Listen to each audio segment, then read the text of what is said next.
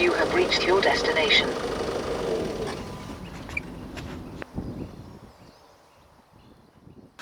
Hi, today we're looking at photographing sparrowhawks again.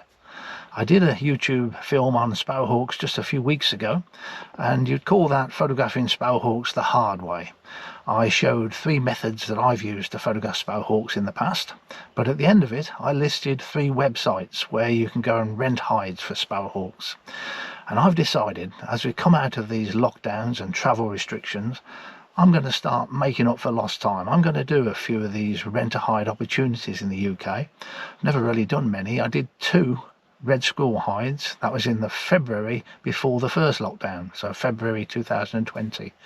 And I once did great bustards in Wiltshire, but the best pictures weren't taken from the hide, they were taken on foot. So I'm going to make up for lost time and do a few. So I'm here today at David Tiplings' site in Norfolk. I'll put the website address in the description. And I don't know David very well. I've known him a long time. I first met him in India. I was there for 5 months and he came through Bharatpur National Park where I was based, and we hung out with each other for a couple of days.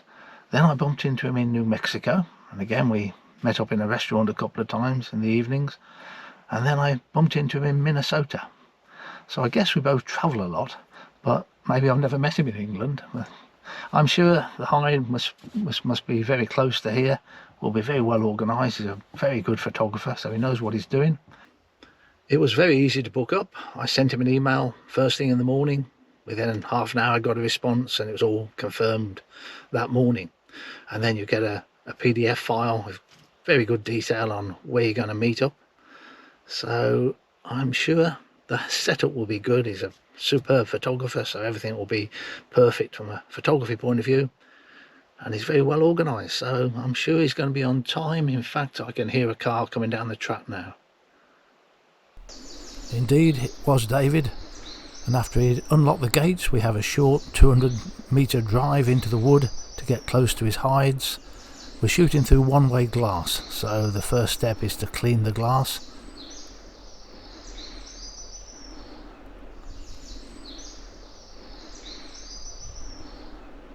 From the outside the birds can't see in, but you get a very clear view looking outwards.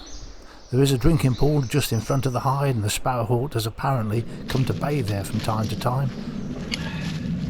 We now have to put a pigeon out and peg it down to the floor to make sure it doesn't get dragged away. And once that's complete, I get in the hide and that's it. I'm there for the day.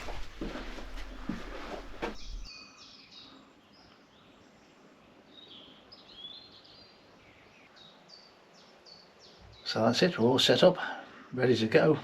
I'm using the Panasonic G9 because I'm shooting video primarily, and it's got the 100 to 400 Panasonic on. And as well as getting sparrowhawks down, goshawk has been coming in, buzzards, and then all sorts of woodland birds, redpolls and siskins coming in to drink.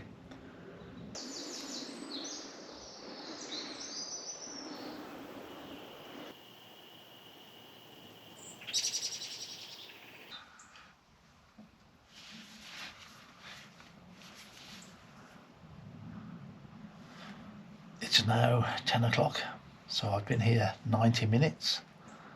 Sparrowhawk did just fly across from left to right. It landed in the bramble over there somewhere. I could just see the top of his head. I would say it was a male because it seemed quite small when it flew across.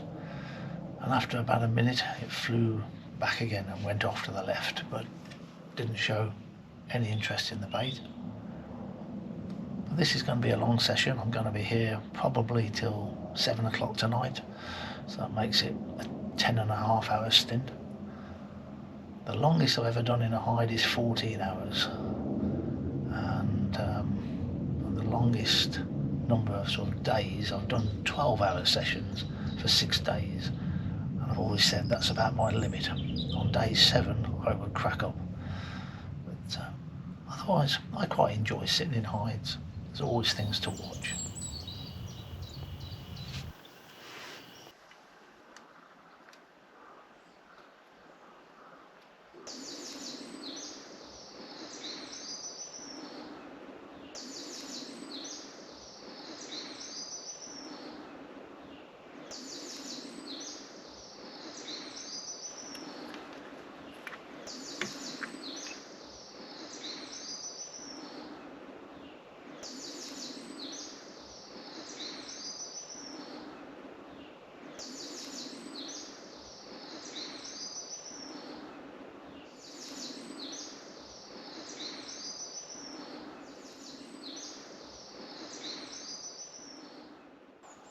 The Sparrowhawk has been in. He been there for about 15 minutes. I didn't want to talk while he was there. Obviously I'm keeping my voice subdued all the time, but when he was there it was best not to talk at all. Not that I think he would have taken any notice. Once the bird's there, you take as many pictures as possible using whatever combination you can think of. So I've had the G9 on the 300mm lens, I've had the Olympus M1X camera body on the Panasonic 100 to 400 lens. You can change things over so long as you do it slowly, quietly, and yeah, you take them vertically, you take them horizontally, you keep changing your ISO and changing your shutter speeds. Once the bird's there, you just want as many pictures as possible. That was a 3-hour wait. Now I'm going to leave it a little bit. It did fly off with part of the pigeon at the end, but I shouldn't think there's very much left. So there's other pigeons that David's left, so I can go and put another pigeon out, ready for the goshawk. I'll just show you a handful of stills pictures I took from that first visit. The male is a smaller bird than the female, and more colourful too. I'm pleased to say that the one-way glass had no detrimental effect on the pictures. Sometimes it can, some glass is poorer than others, but the glass here was fine, didn't cause any colour distortion, and the pictures were very sharp.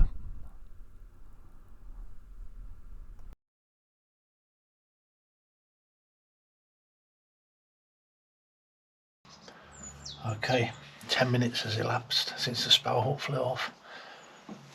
Check around to see if you can see any other birds of prey, buzzards or goshawks in the branches. Then we're going to go out and check the pigeon and probably put a fresh pigeon out.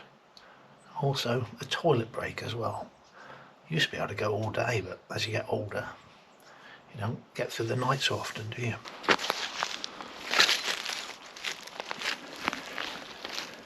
No, there's plenty of meat left on that. No need to change the pigeon. Not even halfway through the day yet, but I'm more than halfway through my sandwiches. That could be a problem.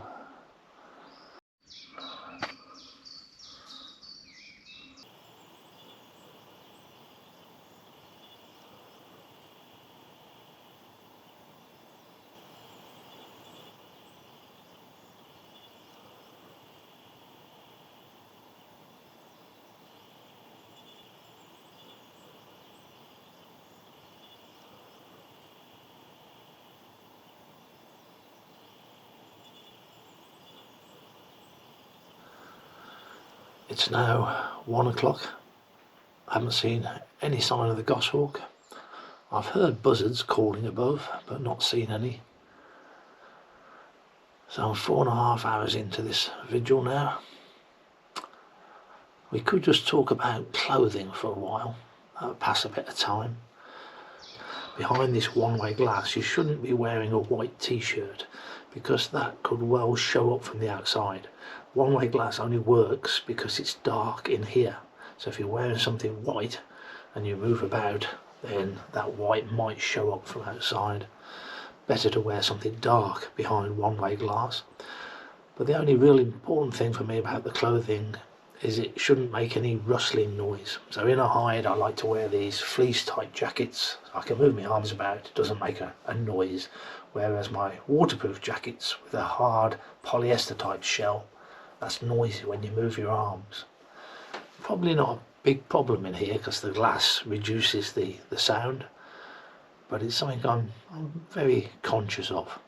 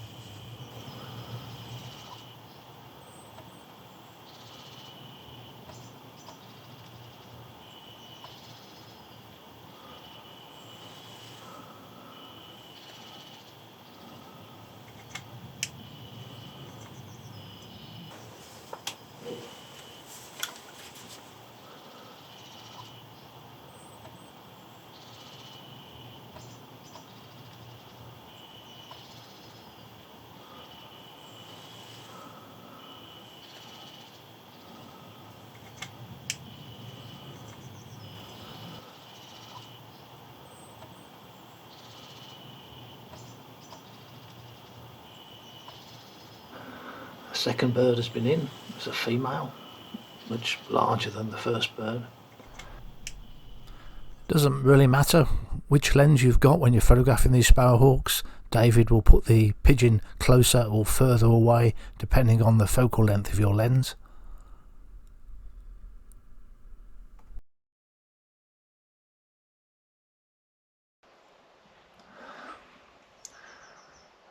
It's now 3:30, so I've been here 7 hours. No more birds of prey have come in. David suggested at about 3 o'clock I could move across to the second hide, which is over that way, because the light is now swinging round to the left a bit. But at the moment the light's still okay, and the less I go out there, the more chance I've got of something coming in. I've only been out there once so far because I thought maybe the pigeon had all gone, so I'm going to stay here for now.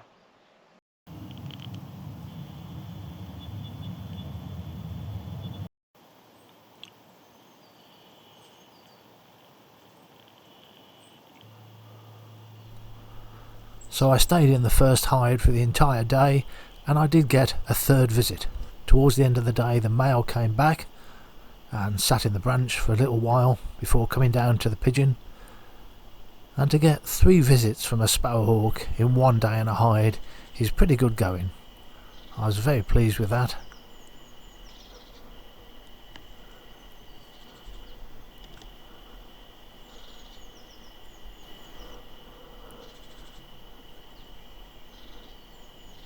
A bit of slow motion to end with, and thank you to David, and thanks for watching.